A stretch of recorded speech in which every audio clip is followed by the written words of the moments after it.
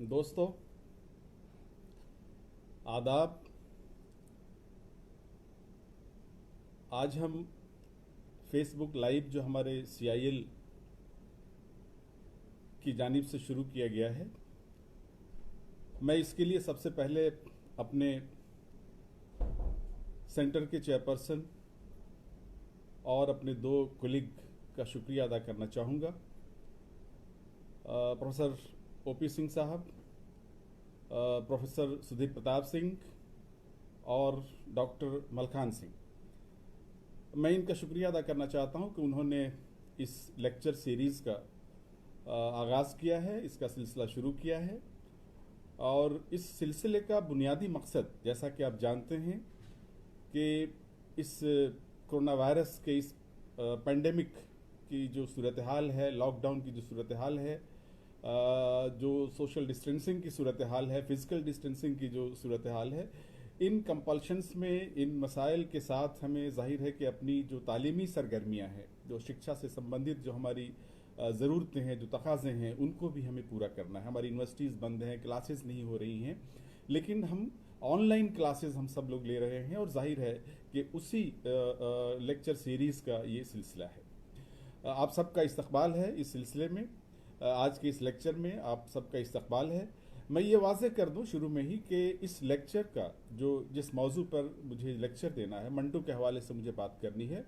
Urdu fiction और मंटू, उस पर हमें बात करनी है।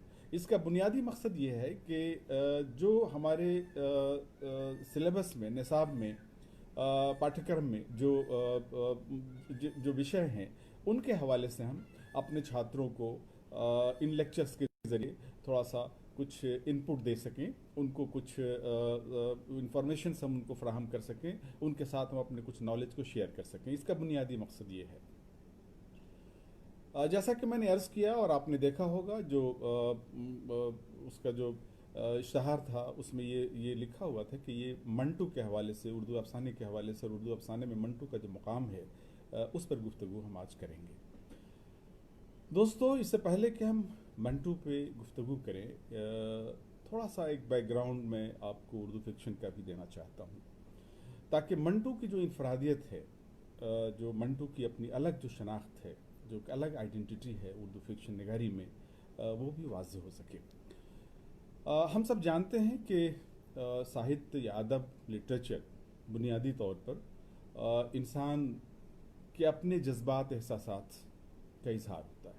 इंसान का इजहार, इंसान जिस माहौल, जिस माशरे और जिस कायनात में है, जिस यूनिवर्स में है, उस यूनिवर्स के हवाले से जो उसके आइडियाज़ हैं, जो उसके विजन्स हैं, जो उसके अप्रोचेस हैं, उनको जाहिर है कि अदब में वो पेश करता है।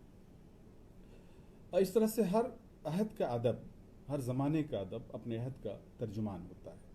इसलिए अदब को कहा भी जाता है कि तारीख़ नवीसी का भी, हिस्टोग्राफी का भी एक बहुत अहम सोर्स अदब इसलिए बन जाता है कि अदब में इंसान के हवाले से जो हकीकतें हैं इंसान की ज़िंदगी की, उसकी ज़ात की, कायनात से वाबस्ता उसके जो मामलात हैं, उसके जो ताल्लुकात हैं, इस यूनिवर्स से जो इंसान के ताल्लुकात हैं, वो जाहिर है कि उन सब को अदब में समेटा जाता है। और इस तरह से ये एक तारीख़ी दस्तावेज़ की हैसियत भी अदब रखता है। हम सब इससे अच्छी तरह वाकिफ़ हैं। मंटू एक दौर में, अगर मंटू के दौर को अगर आप देखें, तो ये दौर तरक्की पसंदी का दौर है।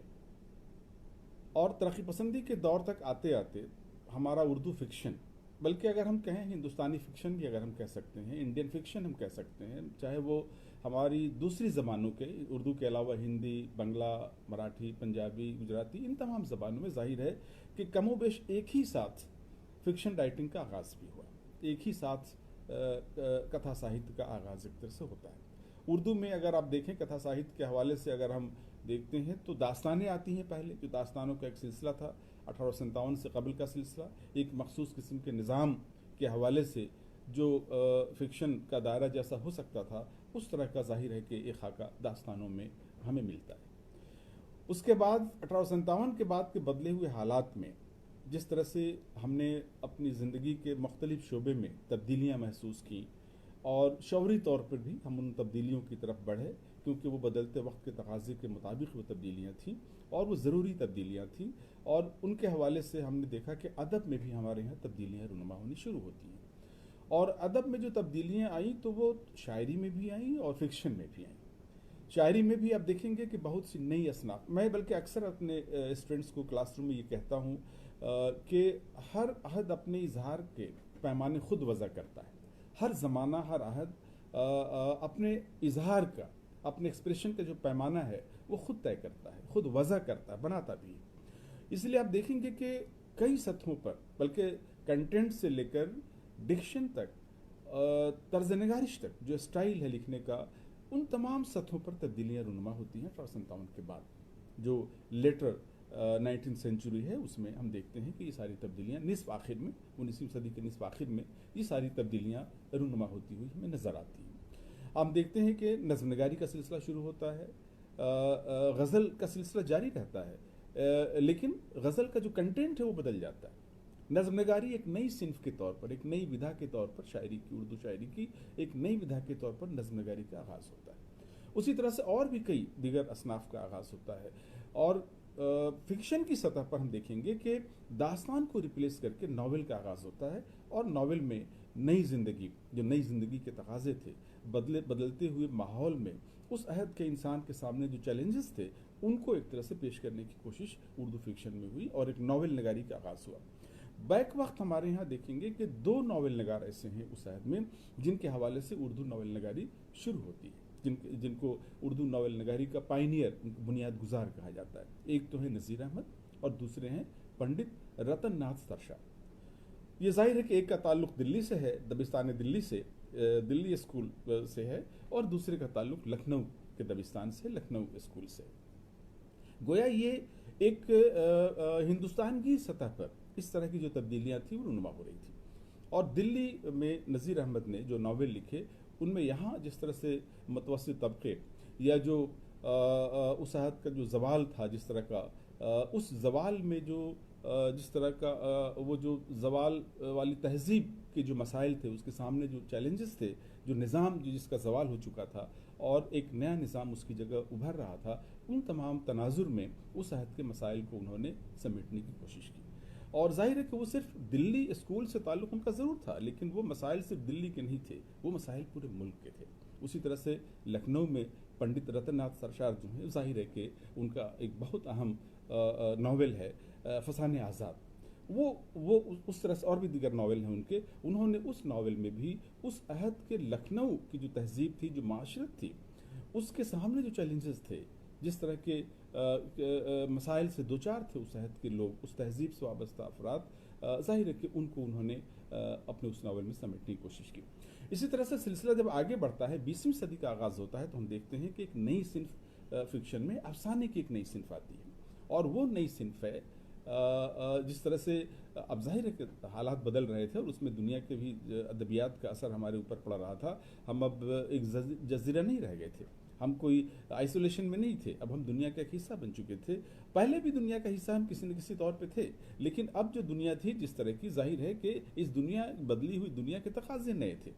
यूरोप में रेनेसां के बाद की जो दुनिया थी उसके असरात अब गोया जो यूरोप में थे, मगरिब में थे, वो असरात दुनिया के दीगर मुल्कों पर पड़ रहे थे। तो आप ये कह सकते हैं कि किसी हद तक इस ग्लोबलाइजेशन का आगाज़ एक तरह से उस ज़माने में हो चुका था। ये जो आलमकारी है, वो वैश्वीकरण है जिस तरह की, वो जाहिर है कोई तरह सिलसिला उस वक्त शुरू होता है। हम दुनिया के दूसरे मुल्कों के साथ करीब होते हैं, उनकी तहजीब, उनकी सकाफ़त, उनके इल्म, उनके साइंस, उनकी तरक्की, उनकी टेक्नोलॉजी, उनकी ज़बान, उनके अदब, इन तमाम चीज़ों से हमारा एक बड़ा गहरा रिश्ता धीरे धीरे कायम होता चला जाता है। तो अब जजीरे में हम नहीं रह सकते, तो ये असरात हमारे ऊपर मुरतब हो रहे थे। एक नई सिन्फ शॉर्ट स्टोरी फिक्शन के रूप में, कहानी के रूप में, फिक्शन के रूप में, जाहिर है कि अफसाने के रूप में एक नई सिन्फ हमारे यहाँ आती है। और उस सिन्फ में जाहिर है कि शुरू में राशिद खैरी, सज्जाद हैदर यल्दरम और न्यास फतेहपुरी जैसे लोगों ने जाहिर है कि इसका आगाज़ किया, और प्रेमचंद हमारे यहाँ जो एक जिनको जाहिर है कि उर्दू फिक्शन में जो आगाज़ का सिलसिला है, बुनियाद गुजार के तौर पर प्रेमचंद की जो हैसियत है वो आज भी उसी तरह से मुसल्लम है। और सिर्फ उर्दू फिक्शन ही नहीं, बल्कि हिंदी, उर्दू और हिंदुस्तानी फिक्शन में प्रेमचंद एक तरह से एक ऐसे रोशन मीनार हैं कि जिनकी रोशनी जो है वो जाहिर है कि तमाम अदबियात पर पड़ रही थी, और तमाम दूसरे फिक्शन राइटर्स जो थे, शॉर्ट स्टोरी राइटर्स जो थे दूसरी ज़बानों के, वो भी प्रेमचंद से मुतासिर थे। तो ये जो सिलसिला है उस अहद का, उस अहद में प्रेमचंद ने एक बड़ा इनकलाबी कदम ये उठाया। प्रेमचंद ने उनके आने से एक बड़ा फ़र्क हमारे यहाँ, एक बड़ी तब्दीली हमारे यहाँ ये पैदा हुई कि जैसा कि मैंने जिक्र किया, दो स्कूलों का जिक्र किया, Delhi school of thoughts and Lucknow school of thought, दबिस्तान दिल्ली और दबिस्तान लखनऊ। जाहिर है कि ये दबिस्तान बहुत ज़्यादा, इनको आप कंपार्टमेंटलाइज करके ना देखें, इनमें बहुत कुछ ममासलतें भी हैं, बहुत कुछ यकसानियत भी उनमें है, सिमिलरिटीज़ हैं बहुत कुछ, लेकिन कुछ थोड़ी बहुत तब्दीलियाँ भी हैं। वो उनके अपने जवाज़ हैं उन तब्दीलियों के, अपने असबाब हैं उन तब्दीलियों के, उनके अपने अलग मुहर्रिकात हैं उन तब्दीलियों के। तो जाहिर है कि ये स्कूलों तक, दिल्ली और लखनऊ, और ख़ास तौर से जो शहरी ज़िंदगी थी, जो मरकज़ियत थी शहरी, जो मदनी मरकज़ियत हम जिसे कहते हैं, वहाँ तक हमारे अदब का दायरा एक तरह से महदूद था।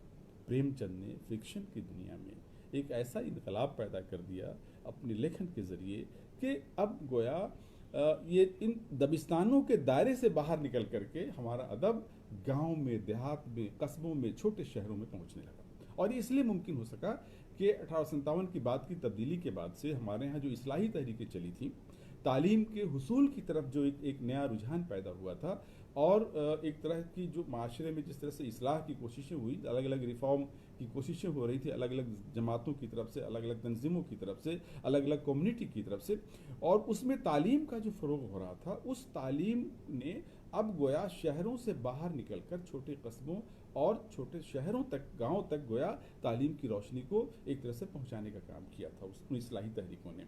अब तालीमी इदारे कायम हो रहे थे, स्कूल कायम हो रहे थे छोटे कस्बों में, छोटे शहरों में भी। तो जाहिर है कि अब तालीम की रोशनी के बढ़ने के साथ साथ अदब के पढ़ने वालों का दायरा भी वसी हुआ, और अदब के पढ़ने वालों का जब दायरा वसी होता है तो जाहिर है कि फ़नकार के लिए भी उस पूरे दायरे को अपने अंदर समेटने की एक गुंजाइशें होती हैं, और कोशिश करता है फ़नकार हमेशा कि वो एक बड़े से बड़े हलके तक पहुंच सके, और उस बड़े से बड़े हलके के मसाइल को, उनके चैलेंजेस को, उनकी ज़िंदगी की जो तमन्नाएँ हैं, जो आरजुएँ हैं, जो महरूमियाँ हैं, जो उम्मीदें हैं, उन सब को वो एक तरह से, उनकी कामयाबी और नाकामी है, उन सबको अपने अंदर समेटने की, अपने अदब में समेटने की कोशिश करता है फ़नकार। जाहिर है कि ये सिलसिला जब शुरू हुआ तो हमारे यहाँ उर्दू फिक्शन में एक इनकलाब सा आया, और साथ ही साथ दो ट्रेंड्स उस वक्त चले। एक तो सज्जाद यलदरम न्याज़ फतेहपुरी वाली ट्रेंड जो थी, जिसको हम रुमानियत का ट्रेंड कहते हैं, जिसमें रोमांटिसिज्म का असर ज़्यादा था उनकी फिक्शन नगारी पे। लेकिन प्रेमचंद ने हकीकत नगारी का एक नया सिलसिला, वो सिलसिला जो हकीकत नगारी का शुरू हुआ था 1857 के बाद सरसैयद तहरीक के हवाले से, उर्दू अदब के हवाले से अगर हम बात करें, तो वो सिलसिला अब और क्रिस्टलाइज होकर के और एक नई हकीकत नगारी की शक्ल में उभर करके, जो गाँव की हकीकत नगारी, देही ज़िंदगी, कस्बात की हकीकत नगारी, देही तहजीब व तमद्दुन की जो अक्कासी है, तर्जुमानी है, वहाँ तक हकीकत नगारी का दायरा वसी होता है। और अब ऐसे तबक़ात जो अब तक शहरी ज़िंदगी के हवाले से अगर आप देखें दूसरे अदबियात को, जो उस दायरे में शामिल नहीं थे, ऐसे कमज़ोर तबक़ात माशरे के, दलित तबक़ात माशरे के, किसान, मजदूर, देही ज़िंदगी के जो मसाइल थे, उन सबको ज़ाहिर है कि अदब के दायरे में समेटा जाने लगा, और दायरा बहुत वसी हुआ, कारी का दायरा वसी हुआ। प्रेमचंद के पढ़ने वालों की तादाद जैसी थी, वो नज़ीर अहमद को वो मैसर नहीं थी, वो तादाद, वो पंडित रतननाथ सरशार को तादाद मैसर नहीं थी। और ये इसीलिए कि तालीम की तौसी हुई, तालीम का फैलाव जो हुआ, उसकी वजह से पाठकों का एक नया तबका सामने आया, और नए माहौल, नए मसाइल, नए चैलेंजेस की रोशनी में प्रेमचंद की जो पजीराई हुई जिस तरह से, और तमाम अदबियात में प्रेमचंद के जिस तरह से असरात मुरतब हुए, वो अब जाहिर है कि अपनी जगह अपनी एक मिसाल है। उसके बाद वो सिलसिला जो शुरू होता है, हम तरक्की पसंदी तक आते हैं, और वो मंटू का जो सिलसिला है, वो 30 के आसपास हमारे यहाँ नए रुझानात पैदा होने शुरू हो जाते हैं प्रेमचंद की ज़िंदगी में ही। और आपको मालूम है कि प्रेमचंद ने 1936 में लखनऊ में जो पहली कॉन्फ्रेंस हुई थी, ऑल इंडिया कॉन्फ्रेंस हुई थी, और तमाम ज़बानों के अदीब जहाँ जमा हुए थे, प्रोग्रेसिव राइटर्स एसोसिएशन के बैनर तले, तमाम ज़बानों के जो प्रगतिशील लेखक संघ की जो पहली अंजुमन की कॉन्फ्रेंस थी, वो उस कॉन्फ्रेंस ख़ुद अपने आप में एक सबूत है कि किस तरह से अब एक नई एक तब्दीली की ज़रूरत अदब में महसूस की जा रही थी, और एक नई राह, एक नई मंजिल इख्तियार करने की, एक नई मंजिल की ओर जाने वाली राह इख्तियार करने की एक कोशिश हो रही थी तमाम अदीबों के दरमियान, तमाम ज़बानों के अदीबों के दरमियान। वहाँ आप देखेंगे कि वहाँ से वहीं से शुरू होता है सिलसिला। मंटू का भी सिलसिला वो शुरू होता है। मंटू का पहला अफसाना आपको मालूम है कब छपा था? 1919 में तमाशा नाम का अफसाना था, और वो अफसाना जलियांवाला बाग के वाक़े को मरकज़ में रख करके लिखा गया था। उससे आप मंटू की जो फिक्र है, उसका जो विज़न है, उसका अंदाज़ा लगा सकते हैं। और मंटू ने लिखा है कि वो जब बहुत बचपन में वो जलियांवाला बाग में कब्रिस्तान में जाकर के वो शख्स तन्हाई में, वो अलग से, मंटू की जो ज़ाती ज़िंदगी थी बचपन की, वो बहुत बेहतर नहीं गुजरी थी। जिस तरह की जो एक आप कह लें कि बेइतनाई थी, जिस तरह से नज़रअंदाज हुए थे वो ज़ाहिर है कि उसकी वजह से उनकी तालीम का सिलसिला भी मुनक़ता रहा। उनकी तालीम भी बहुत बाज़ाब्ता तरीके से नहीं हो पाई थी।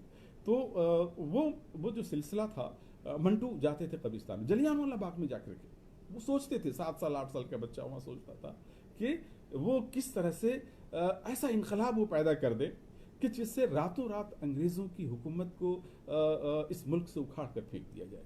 इस तरह के जज्बात मंटू ने खुद लिखा है, इसके बारे में मंटू ने खुद लिखा है कि इस तरह के ख्यालात मेरे जहन में आते थे। मंटू के हीरो थे हमारे भगत सिंह, शहीद भगत सिंह मंटू के हीरो थे। चंद्रशेखर आज़ाद मंटू के हीरो थे। तो ये मंटू की जो इनकलाबी और बाग़ियाना जो जहनीत है, उसकी तश्कील बचपन से होने लगी थी। और वो बाग़ियाना तेवर, वो बाग़ियाना जहनीत, वो क्रांतिकारी जो उनका एक तेवर था, वो उभर करके उनके अफसानों में आने लगा था।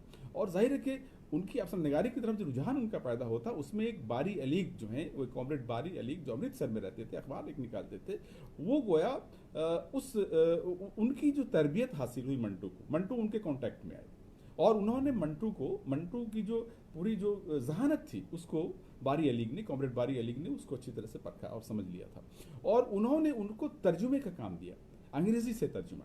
मंटू ने जाहिर है कि मंटू बहुत शार्प जहन रखने वाले, बहुत ही जीनियस किस्म के इंसान थे। तो वो उनको उन्होंने तर्जुमे का काम दिया।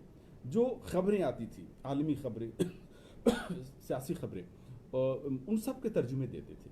साथ ही साथ मंटू को उसी ज़माने में अदब के गोशी के हवाले से भी जो बाहर के अदब थे, जो फॉरेन कंट्रीज़ के फ्रेंच और रशियन अदब, उनके मुताले का भी मंटू को मौका मिला था। और मंटू ने मोपासा का मुताला किया था, मंटू ने अस्कर वाइल्ड का मुताला किया था, इन सब के तर्जुमे भी किए मंटू ने। और जाहिर है कि डॉक्टर ह्यूगो का भी तर्जुमा किया था, बारी अलीग नहीं कराए थे उससे तर्जुमे, उनकी मज़ामी किताब वगैरह। तो ये जो तर्जुमे थे, ये जो मंटू इनके राब्ते में आए, तो मंटू की जहनी आबियारी एक ऐसे अदब की तरफ, एक तख्लीक की तरफ जो है उनका रुझान जिस तरह से बना, और जाहिर है कि उन्होंने उसी ज़माने में इस तरह के अफसाने लिखे। तमाशा भी उन्हीं अफसानों में से एक है। और जाहिर है कि उस तरह के और बहुत से अफसाने उन्होंने लिखे, जिसमें मंटू ने, जिन अफसानों में जो इनकलाबी फ़िक्र है मंटू की, बाग़ियाना जो फ़िक्र मंटू की थी, वो उनमें उनका मुजाहरा होता है। और जाहिर है कि उस वक्त फ़िज़ा साजगार बन रही थी, जब तरक्की पसंदी की आगाज़ हुआ, उस वक्त कृष्णचंद्र, तरक्की पसंद लिखने वालों में एक बड़ा नाम कृष्णचंद्र का था। जाहिर है कि वो एक रहबर थे, रहनुमा थे, एक पिलर थे, मजबूत पिलर थे तरक्की पसंद तहरीक के, अंजुमन के। और उनके साथ साथ राजेंद्र सिंह बेदी, बहुत अहम फिक्शन राइटर उर्दू में, बेदी, कृष्णचंद्र, इस्मत चुगताई।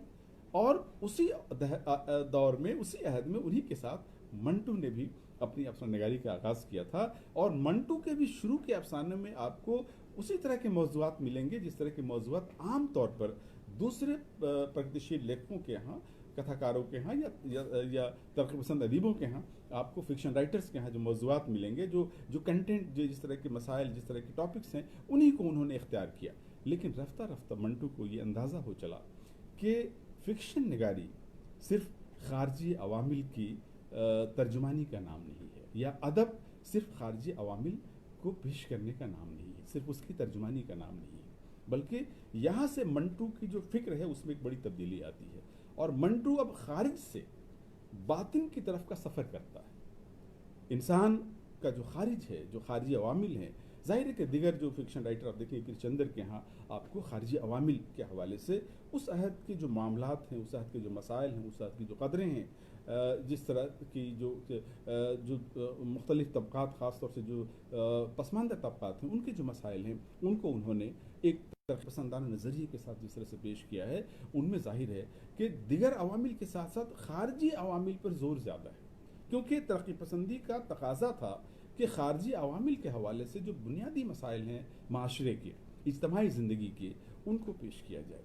उसी तरह से आप देखेंगे कि इसमें चुगताई के यहाँ भी काफ़ी हद तक वो मसाइल मिलते हैं। लेकिन बेदी के यहाँ आप देखेंगे कि बेदी का अप्रोच एक अलग अप्रोच है। बेदी के यहाँ आपको नफ्सियात की जो तर्जुमानी मिलेगी वो तर्जुमानी कृष्णचंद्र के यहाँ उस तरह से नहीं है। इस्मत चुगताई के यहाँ जो नफ्सियात की तर्जुमानी जिस तरह की मिलेगी, वो तर्जुमानी आपको, चाहे वो नन्ही की नानी को ले लें आप, चाहे वो आप लिहाफ को ले लें, चौथी का जोड़ा को ले लें, उनके अफसाने जो हैं उनको ले लें। उसी तरह से राजेंद्र सिंह बेदी के यहाँ अपने दुख मुझे दे दो, बब्बल वगैरह जो उनके अफसाने हैं, जो उनके दिगर अफसानों में लाजवंती जो उनका अफसाना है बेदी का, इन सब में आप देखेंगे कि एक नया अप्रोच है। बिल्कुल डिक्शन बदली हुई है, टेक्निक बदली हुई है, जबान भी बदली हुई है। वो जबान नहीं जो प्रेमचंद की जबान थी, वो टेक्निक नहीं जो प्रेमचंद की टेक्निक थी। एक नई टेक्निक, एक नया अप्रोच, इंसान और ज़िंदगी और माशरे को देखने का एक नया विज़न जाहिर है कि उसके साथ साथ शुरू हुआ। तो मंटू भी उन्हीं जमातों में से एक होने के बावजूद मंटू ने अपनी अलग राह बनाई। और मंटू की राह ये थी कि मंटू ने इंसान के बातिन में सफ़र करने का तहिया किया और इंसान को समझने की, परखने की कोशिश मंटू ने जिस तरह से किया है। अपने अहद के इंसानों की जितनी बेहतरीन तर्जुमानी, अपने अहद के इंसान के जज्बात, एहसासात, उसकी जबिलतें, उसकी नफ्सियात की जितनी बेहतरीन तर्जुमानी मंटू के यहाँ मिलती है और जितने शेड्स हैं मंटू के यहाँ, मैं समझता हूँ कि उस अहद के किसी भी दूसरे अदीब के यहाँ उतने शेड्स नहीं मिलते। इंसानी ज़िंदगी के इतने शेड्स, ये अलग बात है कि मंटू को महदूद करके बहुत से लोग देखते हैं तवाइफों के मसाइल के हवाले से, जिन्स के हवाले से। ऐसा नहीं है। मंटू के यहाँ सिर्फ जिन्स नहीं है, मंटू के यहाँ सिर्फ तवाइफों की ज़िंदगी की पेशकश नहीं है। मंटू के यहाँ उस अहद का पूरा निज़ाम मौजूद है, उस अहद का पूरा माशरा मौजूद है, उस अहद की कदरें हैं जिन पर मंटू की निगाह पड़ती है। ये अलग बात है कि मंटू उन कदरों से मुत्तफिक नहीं है। मंटू का यही कमाल तो है, मंटू की यही तो इनफरादियत है कि मंटू अपने अहद में जिस तरह की तर्जुमानी कर रहा था, अपने अहद की जैसी तर्जुमानी कर रहा था, उस तर्जुमानी के पीछे मंटू का अपना विजन था, मंटू का अपना जाविये निगाह था। मंटू एक ऐसा जीनियस राइटर था कि जिसने अपने अहद के दिगर लिखने वालों या उससे कबल के लिखने वालों की जाविये निगाह को ओढ़ने की कोशिश नहीं की। उसने अपना अलग जाविये निगाह बनाया, अलग विजन उसका था, अलग अप्रोच था चीज़ों को देखने का, इंसान को देखने का। मैं तो समझता हूँ मंटू को, जहाँ तक मैंने मंटू का मुताला किया है, कि इंसान की समझ, इंसान की परख जिस तरह के मंटू के अंदर थी वो दूसरे राइटर्स के नहीं थी। मंटू इंसान को, मंटू का ये इख्तिसास मंटू का है कि मंटू इंसान को इंसान की तरह से देखना चाहता है। मंटू इंसान को तबकात में बांट कर नहीं देखना चाहता। मंटू इंसान को मुख्तलिफ हवालों से बांट करके देखना नहीं चाहता। मसलन ये तो जैसे जिस तरह से मंटू ने जिस किरदारों को अपने अफसानों में मरकजियत दी, जिस तरह के किरदारों को इख्तियार किया, उन्होंने बनाया, तराशा अपने अफसानों में, वो किरदार थे जो मातूब किरदार थे, माशरे के धुतकारे हुए किरदार थे।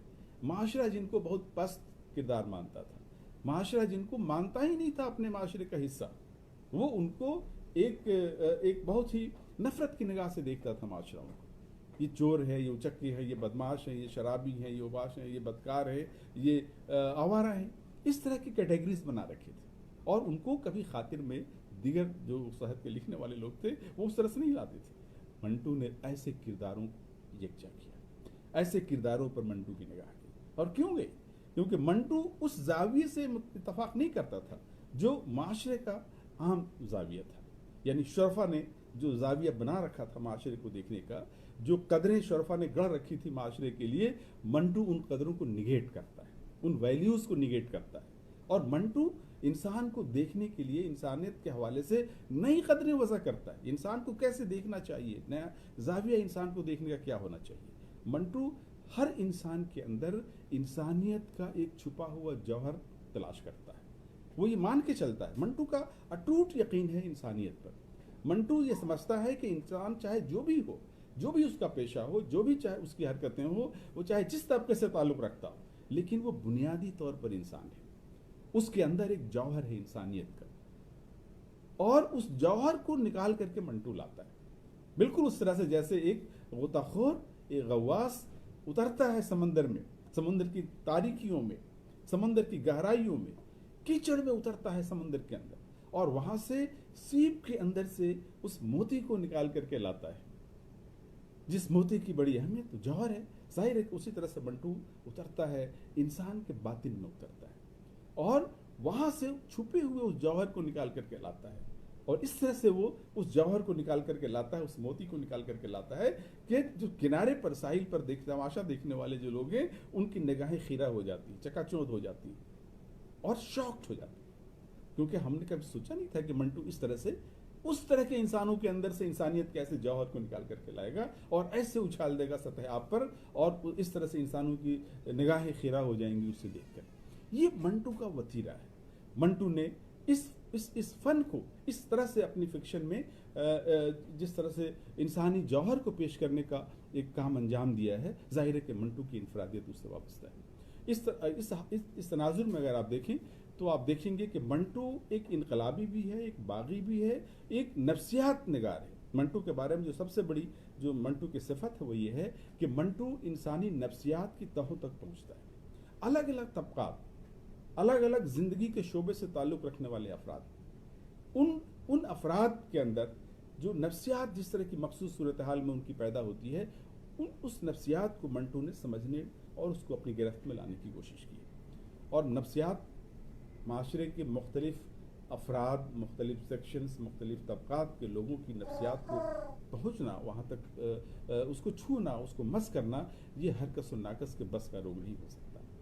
ये मंटू जैसे जो नफ्सियाती ज़र्फ़ रखने वाले फ़नकार से ही इसके तवक्को आप कर सकते हैं। मंटू जब इंसानी नफ्सियात को क्यों मंटू भी इंसानी नफ्सियात को इतनी खूबसूरती और इतने बेहतर तरीके से पेश कर पाता है, इसलिए कि मंटू का जो मुशाहिदा है, मंटू का जो तजर्बा है वो बहुत वसी है, वो बहुत डाइवर्स है, बहुत वसी है वो। और मंटू ने इंसान को मुख्तलिफ हवालों से देखने की कोशिश की। आप जानते हैं कि मंटू की ज़िंदगी थी वो एक ऐसी ज़िंदगी थी जो एक मुस्तरिब रूह वाली ज़िंदगी, रूह मंटू के अंदर थी, उसको बेचैन रखने वाली एक रूह मंटू। कभी मंटू आपको मुतमईन नजर नहीं आएगा। मंटू हमेशा एक मुस्तरिब, एक बेचैन रूह की तरह नजर आता था। मंटू मुख्तलिफ तबकात के साथ अपनी ज़िंदगी गुजारता था। कोठों से भी उसके ताल्लुकात थे, शराबियों से भी उसके ताल्लुकात थे, सड़क पर काम करने वाले मजदूरों से भी उसके ताल्लुकात थे, पॉकेट मारों से भी उसके ताल्लुकात थे, चोरी चकारी करने वाले उबाश और बदकार लोगों से भी उसके ताल्लुकात थे। उन सब के साथ घुल मिल जाता था, उनका सब के साथ बैठ करके वो बीड़ी पीता था, कहीं शराब पीता था, कहीं कुछ वो उनके साथ दिगर जो उनके शगल हुआ करते थे उसमें दिलचस्पी लेता था और उनके साथ घुल मिल जाता था। वो एक बिल्कुल एक जिसे डाउन टू अर्थ इंसान कहते हैं, मंटू उस तरह का इंसान था। और इसी हवाले से मंटू को ये मौका मिला कि वो एक बड़े हल्के के इंसानों के साथ अपने रवाबित के ज़रिए उसने एक उस नफ्सियाती कैफियत की तह में उतरने की कोशिश की। अलग अलग लोगों के अफकार क्या हैं, तसव्वुरात क्या हैं, उनकी महरूमियाँ क्या हैं, उनकी नाकामियाँ क्या हैं, उनकी आरजुएँ क्या हैं, उनकी तमन्नाएँ क्या हैं, उन सब को समझने की कोशिश की। आप देखेंगे कि मंगू कोचवान, उनका एक अफसाना है नया कानून, वो सियासी नौयत का अफसाना है। उस नया कानून में आप देखेंगे मंगू कोचवान की जो पूरी किरदार निगारी है, उसकी पूरी जो नफ्सियात है उस किरदार की, जो उसकी तह में जिस तरह से मंटू उतरते हैं जिस फनकारी के साथ, ऐसा महसूस होता है कि मंटू ने बरसों उन तांगावाद चलाने वालों, उन कोचवानों के साथ बरसों गुजारे होंगे। उनके साथ बैठ करके चाय पी होगी, उनके साथ बैठ करके बीड़ी पी होगी, उनके साथ बैठ करके गप्पे लड़ाए होंगे उन्होंने। तो जाहिर है कि ये जो मंटू की जो इस तरह की जो फितरत थी, जो मंटू के नेचर में जो इस तरह की सूरत हाल थी, मंटू को इससे फ़ायदा ये हुआ कि मंटू ने अपने माशरे के मुख्तलिफ तबकात के लोगों की ज़िंदगी को पहचानने, समझने और उनकी नफ्सियात को एक तरह से बारीकी से ऑब्ज़र्व करने का मौका मंटू को मिला। इसलिए मंटू नफ्सियात निगारी में इतना कामयाब है कि जब वो एक तवाइफ की नफ्सियात को पेश करता है तो ऐसा महसूस होता है कि मंटू ने उस तवाइफ की ज़िंदगी में उतर करके जिस तरह की हकीकतों को पहचानने और निकालने की कोशिश की है वो कोई और नहीं कर सकता। हतक में आप देखेंगे सौगंधी का किरदार, सौगंधी का जो किरदार है हतक में, आमतौर से लोग समझते हैं कि एक आम तवाइफ की ज़िंदगी के मसाइल को उन्होंने पेश कर दिया, लेकिन बुनियादी तौर पर मंटू ने कोशिश ये की है कि उस तवाइफ को एक इंसान के तौर पर देखने की कोशिश की। जब वो सेठ रात को जब उसका जो दलाल है वो लेकर के आता है एक सेठ को, सेठ अपनी गाड़ी में आता है और उसके बाद उसको लेके जाता है ये उसका दलाल उसके पास सेठ को दिखाने के लिए सुगंधी को। सुगंधी नींद में सोई हुई होती है, उठ करके उसको उठा करके उसको ले जाता है और देखने के लिए, और वो सेठ टॉर्च की लाइट डाल करके, रोशनी डाल करके उसके चेहरे पर, उसके बदन पे उसको जायज़ा लेना चाहता है उसके उसके चेहरे मोहरे बदन का, और वो देख करके उसको वो हकारत से एक हूँ की आवाज़ निकालता है, हकारत हूँ की आवाज़, यानी गोया अपनी नापसंदीदगी का इजहार करता है। उस एक हूँ की आवाज़ ने किस तरह से सौगंधी को हिला कर रख दिया अंदर से। मंटू ने उसकी इस कैफियत को जिस हकीकत के साथ पेश किया है, वो शायद तवाइफ पर लिखी जाने वाली जितनी भी कहानियाँ हैं, जितने भी अफसाने हैं, उनमें से किसी में भी आपको ये ऐसी हकीकत नहीं नजर आएगी। मंटू उस सौगंधी की रूह में उतरता है, उसकी आत्मा, और उस रूह से उसकी पूरी जो जिंदगी है, उसका पूरा वजूद है, कैसे बिखर सा जाता है। अपने आप को नफरत की हूं की आवाज को सुनकर के अपने लिए उसका अपना वजूद अपनी नजर में लायानी से नजर आने लगता है। वो समय सोचने लगती है क्या मैं ऐसी हूं, इतनी नफरत के लायक हूं कि इस शख्स ने, इस सेठ ने हूं करके मुझे धुतकार दिया। ये हकारत, वो उसकी जो पूरी एक बतौर इंसान वो तवायफ है, लेकिन ये ना भूले, मंटू ये बताना चाहता है कि वो एक इंसान भी है, एक औरत भी है, एक आम औरत है। ऐसा नहीं कि उसके पास हिस्सियत नहीं है, उसके पास सेंस नहीं है, अपने वजूद का सेंस नहीं है, ऐसा नहीं। मंटू बताना चाहते हैं कि ये भी एक औरत है, और इस औरत को किसी भी इंसान की तरह, हर इंसान को अपना वजूद किसी न किसी तौर पर बामानी नजर आता है, तो वही उसके जीने का जवाब होता है। अल्लामा जमील मजहरी, उर्दू के एक बड़े शायर ने ये लिखा है, एक शेर उनका इस मौके पर मैं पेश करना चाहता हूँ कि बक़द्र पैमाने तख़य्युल सुरूर हर दिल में है खुदी का, बक़द्र पैमाने तख़य्युल सुरूर हर दिल में है खुदी का, अगर न हो ये सुरूर पैहम तो दम निकल जाए आदमी का। यानी इंसान के अंदर अपनी खुदी का, अपने होने का, अपने वजूद का जो एहसास है, वो एहसास हर शख्स के अंदर है, इसलिए वो जी रहा है। उसको लगता है कि उसका वजूद बामानी है, वो है, उसकी कोई अहमियत है, उसकी भी कोई कद्र है, और वही एहसास उसको जीने पर आमादा करता है। और जिस लम्हे ये एहसास खत्म हो जाए तो वो इंसान जीने का जवाब खो देता है, उसकी जिंदगी लायानी हो जाती है, फिर वो जिंदा नहीं रह सकता। सौगंधी के अंदर ये एहसास जो पैदा होता है, हूं की एक आवाज से उसका पूरा वजूद एक तरह से तौबाला हो जाता है, उसका वजूद बिल्कुल एक तरह से बिखरता हुआ नजर आता है। और फिर किस तरह से वो पूरी रात वो शरीफ माशरा, जिस शरफा के माशरे ने ये कदरें बना रखी हैं, अलग अलग कंपार्टमेंटलाइज कर रखा है और अपने आप को बुलंदी पर रखा है, और बाकी सब जो है वो मिट्टी के की तरह हैं, उन शरफा के चेहरों से नकाब उठाती है। कौन कौन लोग कैसे कैसे आते थे रात के अंधेरे में, और वो शरफा किस किस तरह के जुमले उसके हुस्न में, उसकी खूबसूरती में, उसकी जवानी के बारे में किस किस तरह के झूठे जुमले लोग पेश करते थे और उसके साथ अय्याशी करते थे। उन तमाम यादों को वो कुरेदती है, वो यादें उसे आती हैं, और वो पूरे माशरे पर लानत मलामत से करती है।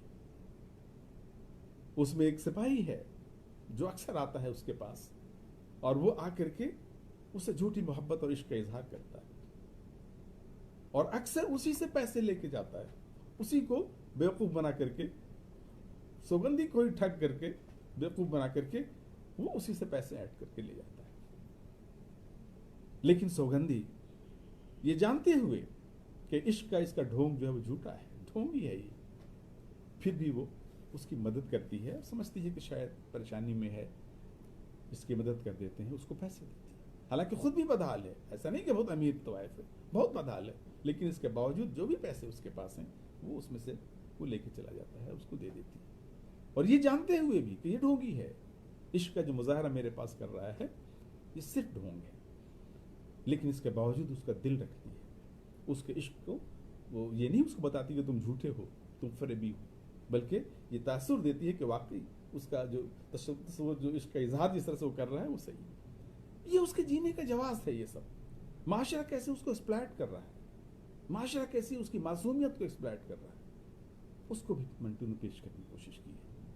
और सारी वो तस्वीरें जो उस अपने कमरे में अपने आशिकों की उसके लगी हुई थी, उन तमाम तस्वीरों को उठाकर फेंक दी, उनको तोड़ देती है, उनके शीशे चूर चूर हो जाते हैं। नफरत से आग बबूला है, पूरी रात सो नहीं पाती, उसके अंदर बिल्कुल एक बेइत्मीनानी की इस तरह भी कैफियत है, हूं की वजह से उसके पूरे वजूद को हिला करके रख दिया था इस तरह से। ये जो मंटू ने जिस तरह से उसकी पूरी नफ्सियाती कैफियत को पेश किया है, जाहिर है कि ये कमाल दूसरों के बस का। और इसका अंजाम जानते हैं क्या आता है उस अफसाने का, आप सब जानते हैं, पढ़ा हुआ आपका। उन अफसाने का जो अंजाम है वो ये है कि वो माशरे पर लानत मलामत करते हुए, उन माशरे को उसका चेहरा आईना दिखाते हुए माशरे को, बिल आखिर वो एक कुत्ता है, उसका एक पालतू कुत्ता है, वो खारिश ज़दा है, खारिश हो गया उस कुत्ते, बहुत बदनुमा है वो, खारिश ज़दा कुत्ता है। खारिश एक बीमारी होती है कुत्तों की, वो बहुत लोग उससे नफरत करते हैं, नहीं छूते, उसके गिर्द गिर्द गुजरते नहीं है कि वो बीमारी पड़ जाएगी, खारिश की बीमारी। उस खारिश ज़दा कुत्ते को गले लगा करके अपने पलंग पर सो जाती है।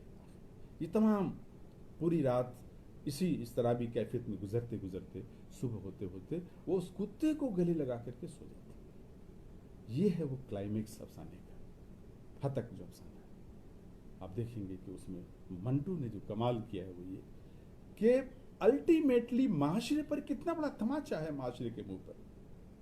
मंटू ये कहना चाहते हैं कि ये सौगंधी ये समझ रही है, ये कह रही है माशरे को आईना दिखाते हुए कि तुमसे बेहतर तो ये हमारा कुत्ता है, खारिशदा कुत्ता जो वफादार है। ये मंटू के उस अफसाने का मैसेज है। लानत है उस माशरे पर जिस माशरे ने उसको एक्सप्लॉइट किया है और जिस माशरे ने उसके वजूद पर सवालिया निशान लगा दिया है। एक कुत्ते को, खारिशदा कुत्ते को गले लगा करके सो जाना, ये उस अफसाने का वो क्लाइमेक्स है जो माशरे को, उस अहद के लोगों को मंटू जो मैसेज देना चाहता है उस अफसाने के जरिए। ये कमाल मंटू का है। काली शलवार में आप देखेंगे जिस तरह की सूरत हाल है, उसको तवाइफों की जो ज़िंदगी की महरूमियाँ हैं उनको पेश किया है। ठंडा गोश्त, मंटू कहा जाता है कि मंटू फहशनगार, फहशनगार है, यानी पोर्नोग्राफिक लिटरेचर है मंटू का, पोर्नोग्राफी की है, फहशनगारी मंटू के यहाँ। ये बहुत सतही निगाह रखने वाले कारी की राय हो सकती है। मंटू फहशनगार नहीं है। मंटू ने पेश किया है, जिन्स के हवाले से मंटू ने अपनी तहरीरों में, अदालत में मालूम 6 मुकदमे हुए उस शख्स पे, उनके अफसानों पर 6 मुकदमा दर्ज हुए। मंटू को पूरी जिंदगी उन मुकदमात का सामना करना पड़ा। जाहिर है कि बहुत कम उम्र थी मंटू, 41 ईयर्स वगैरह की कुछ उम्र थी उनकी, उसमें इंतकाल फरमा गए। और उसी जिंदगी में ये तमाम खेल तमाशे भी उनके साथ होते रहे और मुकदमात चले उन पर कि ये फहशनगारी माशरे में फहश को फैला रहे हैं। लोग फहशनगारी को समझते ही नहीं, फहशनगारी क्या है और अदब में जिन्स को पेश करने का अमल क्या है। मंटू को कहा गया जिन्स नगार है मंटू की जिनसियत है उन पर तारी, जिन्स ज़दा है मंटू, ये सब उन पर इल्ज़ामात लगाए गए। मंटू ने उन तमाम इल्ज़ामात के जवाब भी दिए और ऐसे जवाब दिए कि लाजवाब कर देने वाले जवाब थे। मंटू पर जब मुकदमात चले जिन अफसानों को लेकर के, उन पर मंटू के जवाब अगर आप सुनेंगे तो आपको अंदाज़ा होगा। मंटू ये कहते हैं कि ज़माने के जिस दौर से हम गुजर रहे हैं, अगर आप नावाकिफ़ हैं तो मेरे अफसाने पढ़िए। अगर आप उन अफसानों को बर्दाश्त नहीं कर सकते तो इसका मतलब ये है कि ये ज़माना नाकाबिल बर्दाश्त है। एक एक लफ्ज़ पे गौर करें। अगर आप मेरे अफसाने को बर्दाश्त नहीं कर सकते तो इसका मतलब ये है कि ज़माना नाकाबिल बर्दाश्त है। मुझ में जो बुराइयां हैं वो इस अहद की बुराइयां हैं, मेरी तहरीर में कोई नुक्स नहीं। ये दरअसल मौजूदा निज़ाम का नुक्स है। जिस नुक्स को मेरे नाम से मंसूब किया जाता है वो दरअसल मौजूदा निज़ाम का नुक्स है। मैं तहजीब व तमद्दुन, और इस जुमले पर ज़रा गौर कीजिए, मैं तहजीब व तमद्दुन और सोसाइटी की चोली क्या उतारूंगा जो है ही नंगी। ये मंटू का तबसरा है माशरे पर। आप अंदाजा लगा सकते हैं कि मंटू कितना बड़ा बागी है, माशरे को किस जाविये से देखता है, उसका अपना जाविया है। माशरे को देखने का उसका अपना जाविया है और उस जाविये से वो माशरे को देखता है और फिर वो आईना माशरे के सामने लाके खड़ा कर देता है। ये मंटू का वतीरा था। मंटू ने जिन्स को टैबू नहीं समझा। मंटू जिस अहद में था उस अहद में जिन्स पर लिखना, अफसाने लिखना, ये बड़ा दिल जिगर का काम था। हम आज 20वीं सदी में जी रहे हैं, 20वीं सदी सॉरी 21वीं सदी में जी रहे हैं। 20वीं सदी से ही हमारे यहाँ जाहिर है कि जिन्स को लेकर के जिस तरह से एक जो नज़रिया हमारा था वो बदला। हमने देखा 20वीं सदी के आखिर तक आते आते हमने देखा कि इवन स्कूलों में बच्चों को जिन्स की तालीम लाजमी करार दी गई ताकि वो जिन्स को समझ सकें और उस हवाले से अपनी हिफाजत कर सकें और जिन्स को बरतने का सलीका उनके अंदर आ सके। ये हमारे 20वीं सदी और 21वीं सदी के माशरे में ये तब्दीलियाँ आखिर में आकर के हुई 20वीं सदी में। मंटू के अहद में तो जिन्स पर लिखना एक टैबू था, एक ममानियत थी, ममनू था, शजर ममनुआ मानते थे, टैबू की तरह था जिन्स का मामला। बहुत कम लोगों ने जिन्स के मौजू को छेड़ा है, लेकिन मंटू ने जिन्स के मौजू को इंसानी ज़िंदगी में दो जो इंसान की जबिलतें हैं, एक उसकी भूख और एक जिनसी जो उसकी ज़रूरतें हैं, वो एक ऐसी हकीकतें हैं जिनसे चश्मपोशी नहीं कर सकते आप। इंसानी ज़िंदगी की आप जाके फ्राइड का नज़रिया आ चुका था। जाहिर है कि ये सारी चीज़ें जो हो रही थी, मार्क्स का नज़रिया उस ज़माने में था, जो आप देखेंगे तरक्की पसंदों के यहाँ जिसका असर है, मंटू के भी अफसानों पे उसका असर आप देखेंगे। मंटू ने मजदूरों की ज़िंदगी के हवाले से अफसाने लिखे, उनके एक्सप्लॉयटेशन के हवाले से अफसाने लिखे और नफ्सियाती तौर पर भी उन अफसानों में उन्होंने मजदूरों की नफ्सियात को पेश करने की कोशिश की। फ्राइड के नज़रिए से भी मंटू के यहाँ काफ़ी कुछ असर फ्राइड का नजर आता है। हालांकि मंटू जाहिर है कि उस तरह से रद्द करते हैं कि हमारे ऊपर किसी का असर है, बल्कि लेकिन हकीकत यह है कि उस अहद में जिन्स के हवाले से जो डिबेट्स थी जिन्स को लेकर के, जिस तरह से जो लोगों का नज़रिया था, उसमें मंटू एक तरह से अनफिट थे। अब भी टैबू के तौर पर तस्वीर किया जाता था, जिन्स को लोग नहीं बरतते थे। आपने देखा इसमें चौथाई लिहाफ जब उन्होंने लिखा तो क़यामत टूट पड़ी कि एक औरत ने लिहाफ जैसा अफसाना लिख दिया। वो सिर्फ जिन्स का मसला नहीं था, वो जिनसी जो तासुबात हैं उसका भी मसला था। जेंडर को लेकर के जो हमारे माशरे में जिस तरह का नजरिया था उसको भी इसमें चुगताई ने, असल मकसद तो वही है इसमें चुगताई। तो इसमें चुगताई का मकसद उस लिहाफ में जिन्स को लज्जत के लिए पेश करना नहीं था, फहाशी के लिए पेश करना नहीं था, बल्कि वह आईना दिखाना था माशरे को कि जहां पर एक तरफ जो मर्द असास माशरा है, मेल डोमिनेटेड सोसाइटी है, वो औरतों के लिए किस तरह की हदबंदियां रख करता है, किस तरह के दायरे मुतय्यन करता है और अपने लिए तमाम तर दायरे जो है वो तोड़ करके वो समझता है कि उन तमाम दायरों से आज़ाद है, ऊपर है, उसके लिए कोई दायरा मुतय्यन नहीं हो सकता। इसमें चुगताई बुनियादी तौर पर लिहाफ में इसी नुक्ते नज़र, इसी जाविये निगाह को क्वेश्चन करती है, इसलिए उनके खिलाफ आवाज़ भी मचता है और फहाशी का इल्ज़ाम लगाया जाता है। इसमें चुगताई ने उसने फहाशी को पेश करने की कोशिश की। लेकिन उसी तरह से मंटू पर जो इल्ज़ामात लगे जिन्स के हवाले से, मंटू जाहिर है कि जिन्स को टैबू नहीं गर्दानता, जिन्स को इंसानी ज़िंदगी का एक बहुत ही अहम उनसुर गर्दानता है। इंसान के वजूद में जिन्स का बहुत बड़ा रोल है, इंसानी ज़िंदगी में इंसान, बल्कि दुनिया की इस कायनात में जिन्स का जो रोल है वो बहुत कलीदी रोल है। इसलिए आप देखेंगे बहुत सारी कौमों में जिन्स को लेकर के जाहिर है कि परस्तिश का भी की रवायत मौजूद है, मुख्तलिफ हवालों से, मुख्तलिफ शक्लों में, मुख्तलिफ रूप में जिन्स की परस्तिश का भी एक सिलसिला मौजूद है हमारे माशरे में। जाहिर है कि मंटू इन तमाम हकीकतों से आगाह था। वो जब जिन्स को, सेक्स को अपने अफसानों में मौजू बनाता है तो वो लज्जत परस्ती के लिए नहीं बनाता है, वो जिनसी कजरवियाँ जो माशरे में मौजूद हैं, जिन्स को देखने का जो माशरे का एक महदूद सा और बहुत ही नाकाबिल कबूल सा जो रवैया है माशरे का, उसको लेकर के उस पर मंटू एक सवालिया निशान लगाता है और कोशिश ये करता है कि वो जिन्स के हवाले से हमारे अंदर जो कुछ भी जो एक मनफी जो तस्वुरात हैं वो ख़त्म हो सकें और जिन्स का जो मुस्बत पहलू है वो हमारे जहन में आ सके, मुस्बत पहलू की तरफ हमें वो मुतवज्जे करना चाहता है मंटू। इसीलिए मंटू ये कहता है अपने अफसानों के बारे में कि अगर आप जख्म को छुपाएंगे पर्दे में तो वो जख्म नासूर बन जाएगा।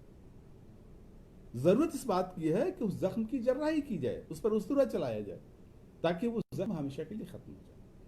ये मंटू का नजरिया था कि अगर आप जिनसी बदकारियां, जिनसी कजरवियां माशरे में मौजूद हैं तो आप ये ना समझें कि वो मसला नहीं है आपके लिए, बल्कि आप उस तरह के मसले को उसकी तरफ से आंखें बंद करके आप उस मसले को और मजीद बढ़ा रहे हैं। वो ये कहता है एक जगह, आप ये गौर करें, एक जगह वो कहता है कि अगर वैश्य का जिक्र फहश है, अगर तवाइफ का जिक्र, वैश्य का जिक्र फहश है, परवज़न है, तो उसका अगर उसका जिक्र ममनू है,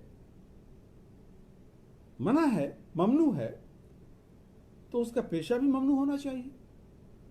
अगर अफसाने में उसका जिक्र ममनू है, वैश्या को मौजू बनाना अगर ममनू है, फहश है, तो उसका पेशा भी तो फहश होना चाहिए। वैश्या को मिटाइए, उसका जिक्र खुद मिट जाएगा। ये मंटू का वतीरा है। मंटू ये कहता है कि आप उस मसले को जब तक खत्म नहीं करेंगे, वैश्यगिरी का धंधा आप चलाए रखना चाहते हैं, कोठे को एक इंस्टीट्यूशन के तौर पर कायम रखना चाहते हैं, और दूसरी जानिब जब मैं उन्हीं हकायक को पेश करता हूँ अपने अफसानों में, अपनी कहानियों में, तो आप हम पे इल्ज़ाम लगाते हैं कि मैं फहश नगारी कर रहा हूँ। वो अपने गिरेबान में झांकने पर मजबूर करता है उस तरह के इल्ज़ाम लगाने वाले माशरे के ऐसे लोगों पर। ये मंटू का नज़रिया था, ये मंटू का अपना जो नुक्ते नज़र था। मंटू को आप देखेंगे कि इतना जीनियस है मंटू कि सियासी हवालों से भी मंटू की जो बसीरत है, मंटू वो कमाल की बसीरत है। मैं सिर्फ एक मिसाल तकसीम के हवाले से दूंगा, पार्टीशन के हवाले से। पार्टीशन पे मंटू ने बहुत अफसाने लिखे। पार्टीशन पे हमारे यहाँ उर्दू में, हिंदी में, पंजाबी में, बंगला में बहुत अफसाने लिखे गए, एक से एक अफसाने लिखे गए। और तमाम उस दौर के जो अदीब हैं जिन्होंने उस पार्टीशन के दर्द को महसूस किया, देखा, उस ट्रेजिडी को उन्होंने अपने अफसानों में, अपने नावलों में, अपनी कहानियों में, अपनी शायरी में पेश करने की कोशिश की। उर्दू में तो एक पूरा एक कह लें कि एक दफ्तर है, बहुत बड़ा असासा, बहुत बड़ा सरमाया ऐसा है उर्दू शायरी का, उर्दू फिक्शन का, खास तौर से उर्दू नावल का, जिसमें तकसीम का अलमिया नुमाया होकर आया, पेश किया गया। उसको तकसीम के मौजू पर लिखे गए अफसाने, नावल और नज़में बेशुमार हैं। मंटू ने तकसीम पर जो अफसाने लिखे, उनमें से 2 अफसानों का जिक्र मैं करना चाहूँगा। एक अफसाना है खोल दो, और दूसरा अफसाना है टोपाटेक्स। ये दोनों क्लासिक अफसाने हैं मंटू के।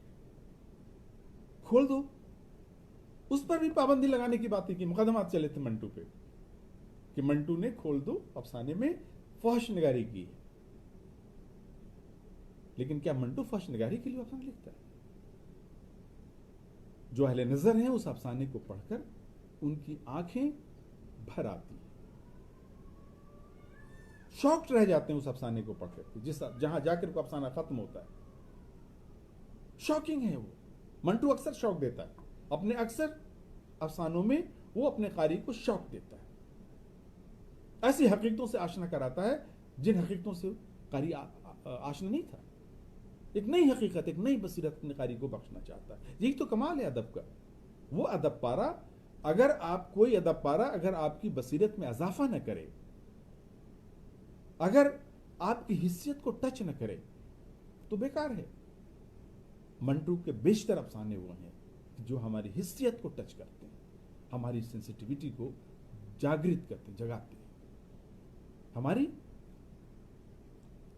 जो बसीरत है, विजन है हमारा, उस विजन में एडिशन करता है मंटू। एक नई बसीरत हमें पैदा करता है, देख देता है मंटू।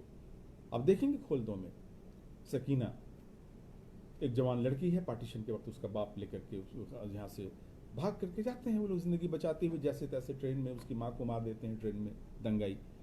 और वहाँ से वो पाकिस्तान जब पहुँचता है, वो वहाँ जख्मी हालत में बेहोश है, वो फिर बेटी उसकी है और वो वहाँ पे खो जाती है उसकी बेटी, ट्रेन में ही वो बेहोश होता है और उसकी बेटी खो जाती है। वो जब वहाँ उतर करके अपनी बेटी की तलाश करता है, सकीना मारा मारा फिरता है, मुख्तलिफ कैंपों में जाता है, जहाँ जहाँ शरणार्थियों को, महाजरों को रखा गया है, वहाँ वहाँ वो जाता है, ढूंढता है, अपनी बेटी को तलाश करता है। और उन कैंपों में जो रजाकार हैं, जो वॉलंटियर्स हैं, हुकूमत के जरिए तैनात किए वॉलंटियर्स, कौन सी हुकूमत? ममलकत खुदादाद की हुकूमत। पाकिस्तान को बनाया गया था टू नेशन थियरी की बुनियाद पर। टू नेशन थियरी को लेकर के जो यहाँ कजिया चला था, दोनों तरह के जो मुतशद्दिद लोग थे, जो बहुत शिद्दत पसंद किस्म के लोग थे, उन लोगों ने नेशन को रीजन की बुनियाद पर देखने की कोशिश की और उसी बुनियाद पर पार्टीशन भी हुई, उसी नज़रिए की वजह से। और एक ममलकत खुदादात निज़ाम मुस्तफ़ा कायम करने का ख्वाब देखने वाला एक निज़ाम वहाँ कायम, वहाँ मुल्क बना। और वो मुल्क पाकिस्तान, वहाँ के जो वॉलंटियर्स हैं गवर्नमेंट के, हुकूमत के, वो वॉलंटियर्स वहाँ जाकर के ये सर रगड़ता है, माफ़ी वो गिड़गिड़ाता है, मेरी बेटी को तलाश कीजिए, मेरी बेटी को तलाश कीजिए, ऐसी है बेटी, वैसी है बेटी, उसका रंग ये है, उसकी आंखें ऐसी हैं, उसका चेहरा ऐसा है। वो उसको डिस्क्रिप्शन देता है बेचारा बाप, बुजुर्ग बूढ़ा बाप। और वो रजाकार ये कहते हैं हाँ हाँ मिल जाएंगे तो पहुंचा देंगे, आपको खबर कर देंगे, आप फिक्र मत कीजिए। इस तरह से अरसा गुजर जाता है। कई दिनों के बाद मालूम होता है कि एक जगह वहीं एक स्ट्रेचर पर एक लाश की तरह एक चीज़ आती है और उसको देखते हैं लोग, और लपकते ये देखता है, ये वापस दौड़ के जाता है देखने के लिए कि वो हॉस्पिटल के सामने वो स्ट्रेचर पर देखता है कि कहीं, वो देखता है तो चेहरे को देख कर कोई चिल्ला उठता है कि हाँ ये तो मेरी बेटी है, ये तो मेरी बेटी सकीना है, ये मेरी बेटी सकीना है, और वो बेहोश है। और उस स्ट्रेचर पर जब उसको लेकर के अंदर जाते हैं हॉस्पिटल में, अंदर कमरे में, डॉक्टर के कमरे में, तो डॉक्टर उस कमरे में हब्स का आलम है, एक वहां घुटन सी है, फिजा, खिड़की बंद है, तो वो खिड़की खोल दो कहता है, तो बाप दौड़ के जाके खिड़की खोलता है। खोल दो की आवाज जब उसके कान में पड़ती है, सकीना के कान में, बेहोशी के आलम में, तो उस खोल दो की उस आवाज से सकीना के हाथ इजारबंद की तरफ जाते हैं और इजारबंद खोल देती है और सरका देती है। ये कितना अजियतनाक मंजर है, आप इसका तस्वीर नहीं कर सकते। एक बाप चिल्ला उठता है देख करके उसके हाथ की जुम्बिश को। बेहोशी के आलम में सकीना ये काम करती है। खोल दो आवाज पर, खिड़की खोल दो की आवाज उस कान में नहीं जाती, सिर्फ खोल दो की आवाज पड़ती है उस कान में डॉक्टर की, और उस आवाज पर उसके हाथ में जुम्बिश होना और यह हरकत होना, किस चीज की तरफ इशारा मंटू ने किया? उन्हीं वॉलंटियर्स ने, उनको मिल गई थी वो लड़की, जहां रोजाना गिड़गिड़ा करके जाकर के उसका बाप उनसे गिड़गिड़ा के उसकी तलाश और उसकी शनाख्त बताता था। उन्हीं वॉलंटियर्स ने उस लड़की को जब वो मिल गई थी उसके साथ ज्यादतियां की, और इतनी ज्यादतियां की कि बेहोशी के आलम में उसके लाशऊर में भी खोल दो लफ्ज इस तरह से वो फिक्स हो गया है कि वो बेहोशी के आलम में भी वो ये अपने इजारबंद को खोलती। कितनी हैवानियत का मुजाहरा लोगों ने उसके साथ किया, और किन लोग किया? उस नई ममलकत खुदादात के वॉलंटियर्स ने, मजहब पर कायम होने वाले मुल्क की वॉलंटियर्स ने ये काम किया था। ये मंटू का जवाब है तकसीम कराने वालों पर, टू नेशंस थियरी के लोगों के लिए, ममलकत खुदादात पाकिस्तान कायम करने वाले लोगों के लिए ये मंटू का जवाब।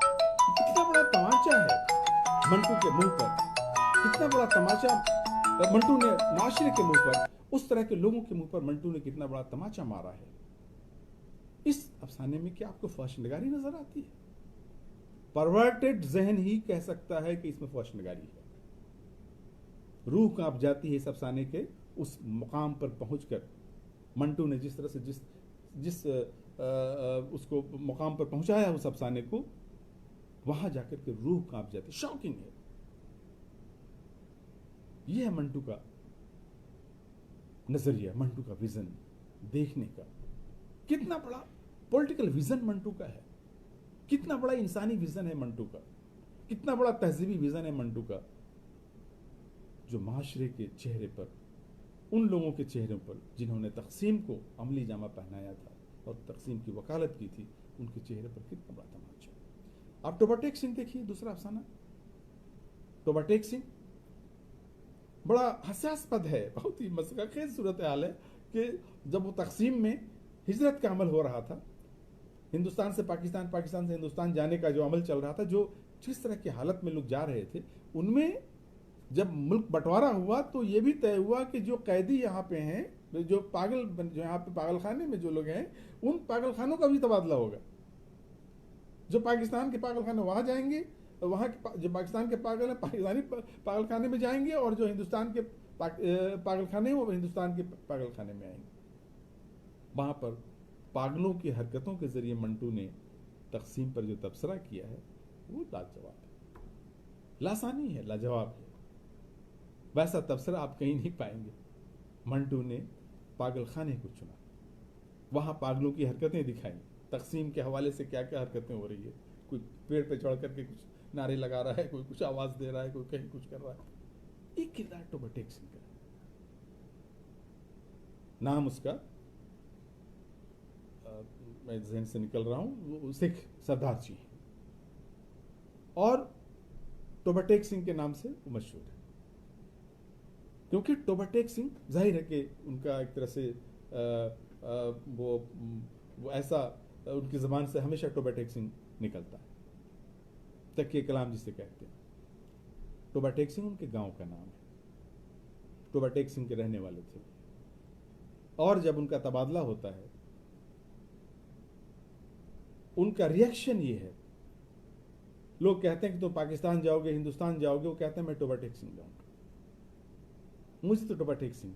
वो अपनी पागलपनी के जानता है हिंदुस्तान, वो सिर्फ टोबा टेक सिंह को जानता है, अपने गांव को जानता है, अपनी जड़ों को जानता है, जिन जड़ों से उसकी जिंदगी, उसकी तहजीब, उसकी संस्कृति, उसका वजूद वाबस्ता है, सिर्फ उसे जानता है। हिंदुस्तान पाकिस्तान के कज़िये को नहीं जानता, निगेट करता है एक तरह से। हिंदुस्तान पाकिस्तान की उस तकसीम को निगेट करता है, उसको गैर फितरी करार देता है। और जब निकाल कर उसे ले जाते हैं तो वो नहीं जाता, वो जाकर के नो मैन्स लैंड में मर जाता है। हिंदुस्तान पाकिस्तान के दरमियान का जो इलाका है, नो मैन्स लैंड, सरहदों के बीच का वो इलाका, वहां जाकर के वो शख्स मर जाता है। वो नहीं जाता, उसे तो टोबा टेक सिंह जाना है, वो जबरदस्ती ने पाकिस्तान हिंदुस्तान नहीं जाना चाहता। ये कितना बड़ा तमाचा है माशरे पर। मंटू इस अफसाने के जरिए क्या मैसेज देना चाहते हैं कि एक पागल भी समझ रहा है कि ये तकसीम बेबुनियाद है, तकसीम फितरी नहीं है, ये गैर फितरी है, अननेचुरल है, ये पार्टीशन अननेचुरल है, अननेचुरल है। एक पागल की ये समझ है,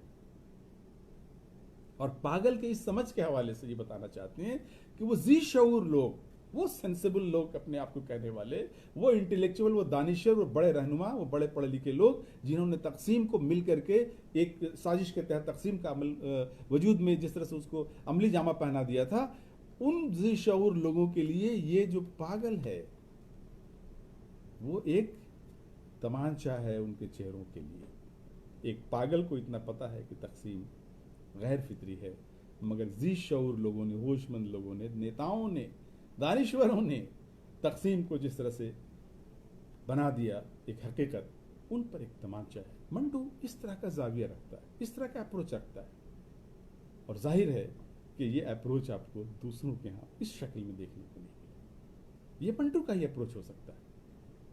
मंटू की जो इनफरादियत है उसके फन के हवाले से भी है। फिक्री सतह पे आपने देखा कि मंटू का जो विजन है वो क्या है, इंसान को देखने का विजन, जिन्स को देखने का विजन, असर को, अपने याद को देखने का विजन, अपने याद के मसाइल को देखने का विजन, इंसान की नफ्सियात में उतरने का जो विजन है उसका, टेक्निक जो मंटू का है अफसाने का, जो फन है मंटू का, वो लाजवाब। आपने देखा कि मंटू की जो कदर कीमत इसलिए बढ़ती जा रही है कि सिर्फ मौज़ूआत की वजह से नहीं, सिर्फ अप्रोच वो भी अपनी जगह में, लेकिन साथ ही साथ मंटू ने जो तर्ज इख्तियार किया फन की सतह पर, जो उसका अप्रोच है, वो भी उनके अफसानों को लाजवाल बनाते हैं। और उसकी वजह से मंटू के क़ारीन की जो तादाद है, मंटू जितना मकबूल अपने ज़माने में नहीं था, उससे कहीं ज़्यादा मकबूल अपने बाद के अहद में मंटू होता चला गया। आज भी मंटू हिंदुस्तान ही की तमाम ज़बानों में सिर्फ तर्जुमे की शक्ल में, ट्रांसलेशन की शक्ल में न सिर्फ पढ़ा जाता है मंटू, बल्कि दुनिया की बड़ी ज़बानों में मंटू के अफसानों के तर्जुमे हो चुके हैं, और जाहिर है कि वहाँ भी खराज तहसीन मंटू हासिल करता है। ये मंटू का कमाल उसके फ़न की वजह से है। मंटू के अफसानों में आप देखेंगे कि मंटू अपने अफसानों में जो डिक्शन इस्तेमाल करता है, जो लफ्ज़ियात हैं मंटू के, वो बहुत ठोक बजा करके सोचे हुए, बहुत चुने हुए, बहुत ही शौहरी तौर पर इख्तियार किए हुए वो डिक्शन है। एक भी लफ्ज अगर आप मंटू के अफसानों से इधर उधर कर दें तो उस अफसाने का मजा जाता रहेगा। इस तरह के अफसाने, ये शायरी के बारे में ही बात कही जाती है। गज़ल के बारे में खास तौर से ये बात कही जाती है कि गज़ल में चूंकि एक शेर में 2 मिसरों के अंदर आपको बात मुकम्मल करनी होती है और उसमें एक एक लफ्ज़ बहुत ही चुन करके, बहुत ही आप उसको छाट फटक करके बहुत ही शऊर के साथ उसको पिरोते हैं।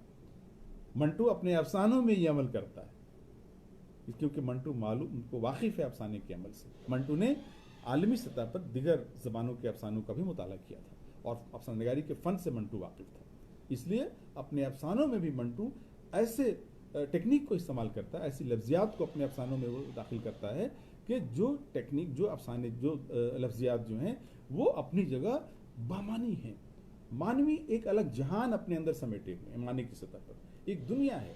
वो सिर्फ लुग़वी मानी नहीं देते बल्कि उसके पीछे एक मानी की दुनिया आबाद होती है। ये मंटू का कमाल था। मंटू के जुमलों को आप देखें, मंटू के जुमले तो खास बिल्कुल जो ज़बान से हम खास हैं।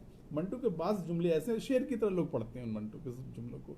जाहिर है कि ये मंटू का कमाल है। इसकी वजह से मंटू ने जिस तरह अपने अफसानों में, मंटू आप देखेंगे कि जब वो बुनत अफसानों की ऐसी है कि कारी जब शुरू करता है तो पहले ही पैराग्राफ से फनकार वाबस्ता, पहले ही पैराग्राफ से कारी मंटू के अफसानों से वाबस्ता हो जाता है और इस तरह से वाबस्ता होता है कि बगैर ख़त्म किए हुए वो जाहिर है कि वो दम नहीं लेता। ये मंटू का कमाल, ऐसी बुनत अफसानों की करता है। बाज़ अफसाना निगारों के अफसानों को पढ़ते वक्त आपको मालूम होगा ये कि ये अफसाना कहाँ पहुँचेगा, ये आपको पहले से प्रेडिक्शन आप कर लेते हैं। ये अफसाने का फार्मूला क्या है इसमें, उसको आप पकड़ लेते हैं, गिरफ्त में ले आते हैं। लेकिन मंटू के अफसानों के बारे में आप ये बात नहीं कह सकते। मंटू के अफसानों में जब तक आप इख्तिताम तक नहीं जाएंगे अफसाना आप पर रिवील नहीं होगा। आखिरी जुमले, आखिरी पैराग्राफ तक जब तक आप नहीं पहुंचेंगे अफसाना आप पर रिवील नहीं होगा। अफसाने तक आप पहुंच नहीं सकते। मंटू आखिरी पैराग्राफ में ले जाकर के अपने कारी को उस अफसाने के असल मुद्दा से वाकिफ कराता है।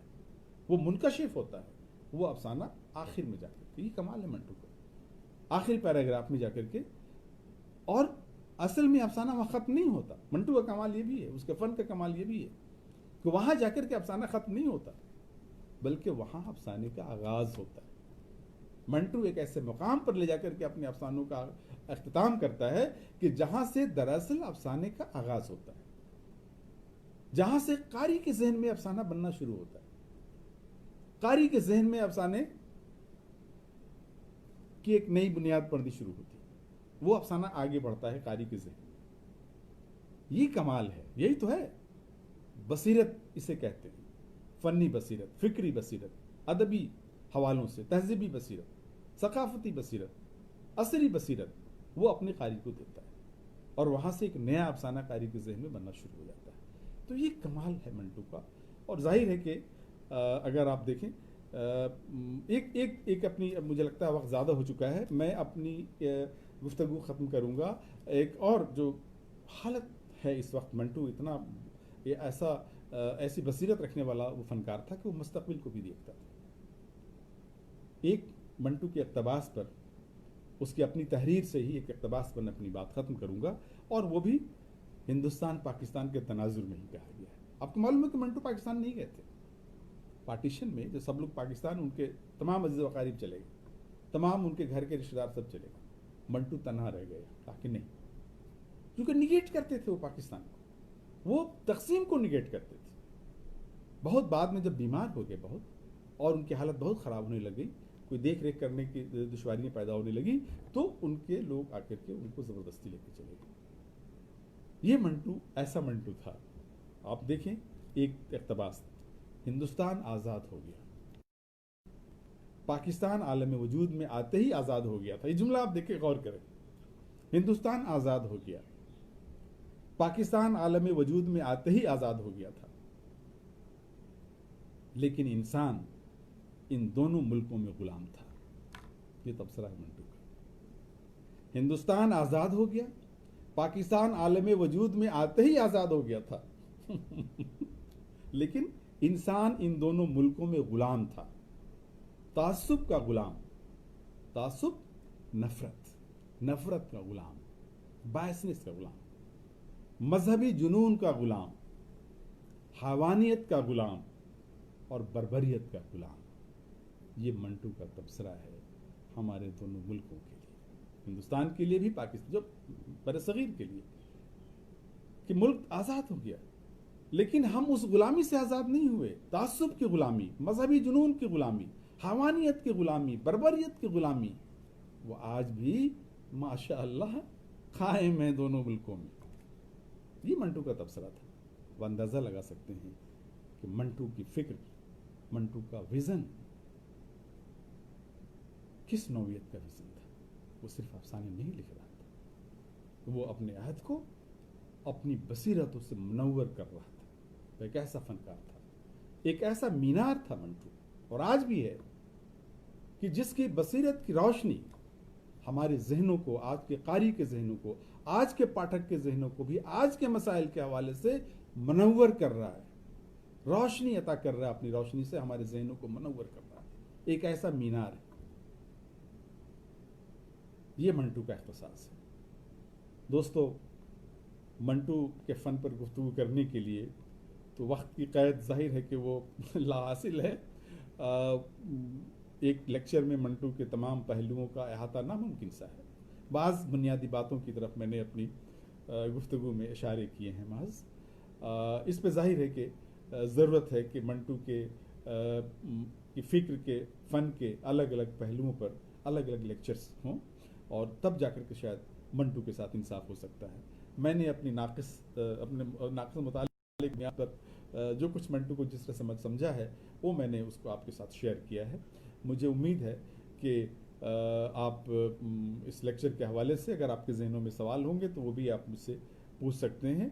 आप मुझे मेल कर सकते हैं, आप मुझे व्हाट्सएप कर सकते हैं, और उन सवालों पे हम लोग गुफ्तगू कर सकते हैं, अपने ख्यालात को शेयर कर सकते हैं। बहुत बहुत शुक्रिया, मैंने आपका वक्त लिया, इसके लिए मैं माज़रत भी खा हूँ, और आपका तहे दिल से शुक्रिया अदा करता हूँ कि आपने मेरी गुफ्तगू को आपने सुना।